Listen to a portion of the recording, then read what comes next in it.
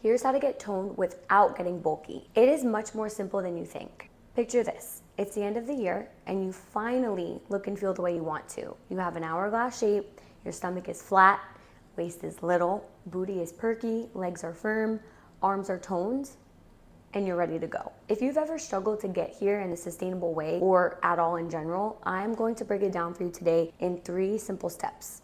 I want to just debunk something really quick though. Getting bulky, it's almost impossible if you're not on like steroids and you're not eating a crap ton of food. People think that lifting really, really heavy weights and eating a lot of carbs is gonna make them bulky, and that couldn't be further from the truth. So that's gonna lead me into step 1, which is setting a goal and a time frame. And we're gonna talk nutrition first. Nutrition, I would say, is about 80% of the whole battle. Let's say maybe you wanna lose 5 to 10 pounds of fat and then you wanna gain lean muscle. The first thing you wanna do is download a food tracking app. I like MyFitnessPal. You're gonna put your stats in, so like height, weight, all that kind of stuff, and it's gonna give you a goal. Hey, you should eat this much a day. Just ignore it. The first thing I want you to do for a week is just track what you're already doing. Anything that you're eating, don't change a thing. Try to be as accurate as possible. So even if you're doing like some peanut butter, make sure that you're tracking that. At the end of the week, you are going to add all of your calories up and divide by 7. Once we know what your average calories are, we can then set what's called a caloric deficit. How you're gonna do this, I'm gonna give you an example. So I am 5 foot, I weigh about 120 pounds, and I eat probably about 1,800 calories a day. So let's say I wanted to go on a deficit. I would find my average, 1,800, subtract by about 250 per day, meaning I'm going to eat 1,550 every day until I start to lose weight. So let's say the first weekend, I'm eating 1,550 per day, and then by the end of the week, I lose a half a pound. I'm gonna update my weight in the app, then my deficit is gonna go down even further, and so forth until I'm where I wanna be. Now, just an FYI, it's not gonna be a linear process. You'll probably make progress this way and then have some dips and have some dips. Trust the process. If you're not losing weight the same every single week, it's okay. From here, I wanna set my macronutrients. Typically, if I was being super strict, I would figure out what my proteins are, my carbs, my fats, my micros, XYZ. But for this example, I wanna make it as simple as possible for you so that you don't feel overwhelmed or anything like that. I want you to find out how much protein you're gonna be eating.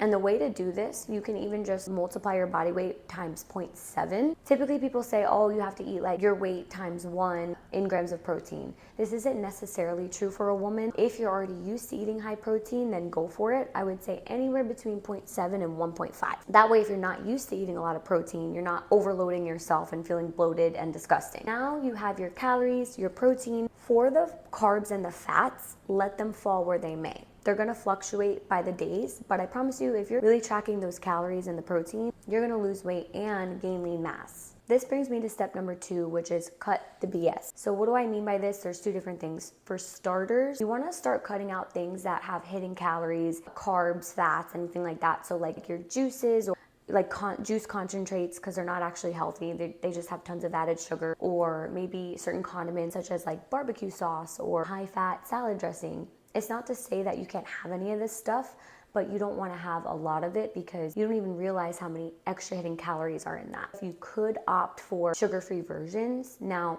here's the caveat, and this is my second part of Cut the BS. This is only for people who are really serious about long-term health, because there are some bodybuilders out there, including my past version, that would be super unhealthy. I would look, super lean and shredded. I was very extreme, and I was ingesting chemicals like fat-free, sugar-free, for example, like Walden Farms, right? Like that sugar-free syrup, which has tons of chemicals. What I'm about to say is cutting out processed ingredients. What I'm saying is cutting out seed oil and just chemicals that are in our everyday foods that really just aren't good for us. These are gonna cause bloating, inflammation. They're gonna slow down your metabolism, which in the long term is going to affect you from getting toned. And so before even getting to the examples, what I'm trying to say is you should eat 80% whole foods. So these are things that you can digest. These are things that your gut health is gonna thank you for. Things like natural products. 20% could be a little bit of processed stuff, because again, you are a human being. You wanna sustain this lifestyle. You don't wanna restrict,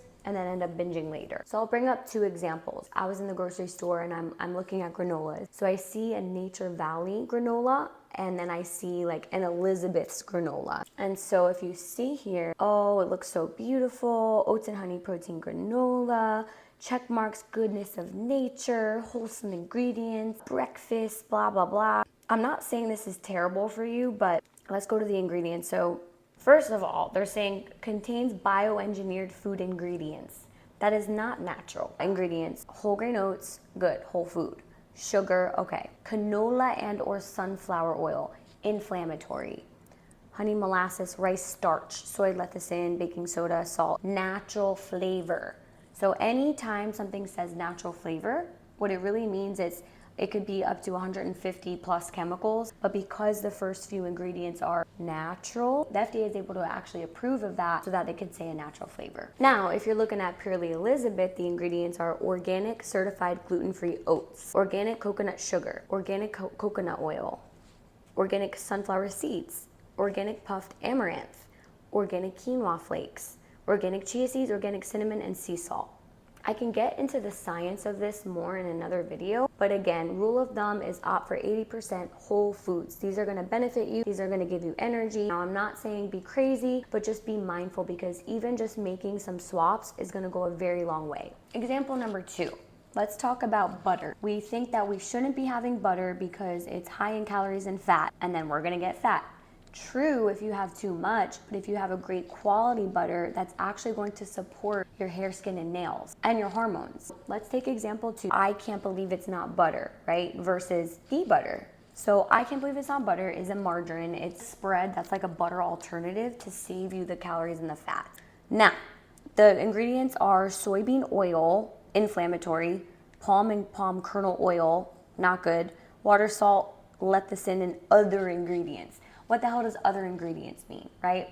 Whereas ghee butter, the ingredients are ghee butter. Ghee butter has a high smoke point, so you can actually cook with it. It's healthy for you, it's sourced properly. Just be mindful of the differences. I'm not saying go crazy, but the more natural you can be, the better you're gonna benefit your body in the long term. So you're getting tone and you're gonna be able to sustain it better. Step number 3 is strength training. So the reason I don't just say go work out is because there's so many ways that you can work out. Strength training is gonna be the number 1 most important thing. Honestly, for any goal, to be honest with you, if you wanna gain weight, lose weight, maintain, strength train, I'm telling you is the answer. Now, the reason being is it's gonna allow you to build lean muscle, boost your metabolism, and burn fat at rest. So it's kind of like a long-term investment, whereas cardio is just like, okay, cool, I burn calories right then and there, but it does nothing for my body composition. A lot of people think that, oh, I don't want to hit the weights because my muscles are going to be too big, I'm going to be a bulky monster, and it's just not true. If you are the type of person that doesn't do the weights because it's a little intimidating, I don't know if my form is right, I'm scared that I'm going to get bulky, so you go to the treadmill because, okay, this is safe, I can't mess it up, you're doing yourself a disservice. You're putting all that work in, you're sweating, you're going to the gym, you're showing up, and it's like, okay, great, you're burning calories right then and there.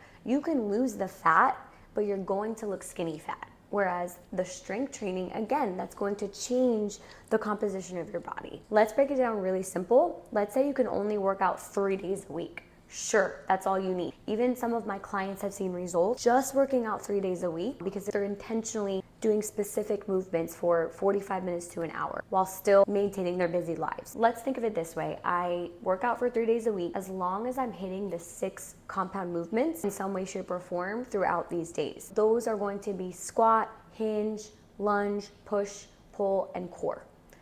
I'm gonna break down an example leg day. I'm going to start with a dynamic warm-up. I'm basically warming up the muscles and I'm stretching. That way I can really do this safely. Then I'm gonna do 1 to 2 compound movements. These compound movements, they work multiple muscle groups at the same time. So they're really, really beneficial. You burn more calories, they're gonna make you strong. Let's say squat. Let's say I'm doing a squat because if I had to pick one movement, this is like the most important movement. It's gonna work your core, your legs, your butt. It's good for your nervous system. So let's say I'm starting with squats. I am gonna do my first 2 weeks, let's say 3 sets of 10 squats. I'm gonna put, let's say, I don't know, 25 pounds on each side. Maybe my intensity level is like a 7 or an 8. So once I get to about 8 reps, okay, this is hard, but I could do 2 more. That's when you know, like, this is a good weight. I'm gonna do that 3 times, and then maybe the following week, I can add a little bit more weight, and then I can do 8 reps. And then maybe the following week, I can do 10 reps, and so forth. So I do the squat, maybe my second movement is like a sumo leg press. Same thing, maybe 3 sets of 10 to 15, whatever that looks like for you.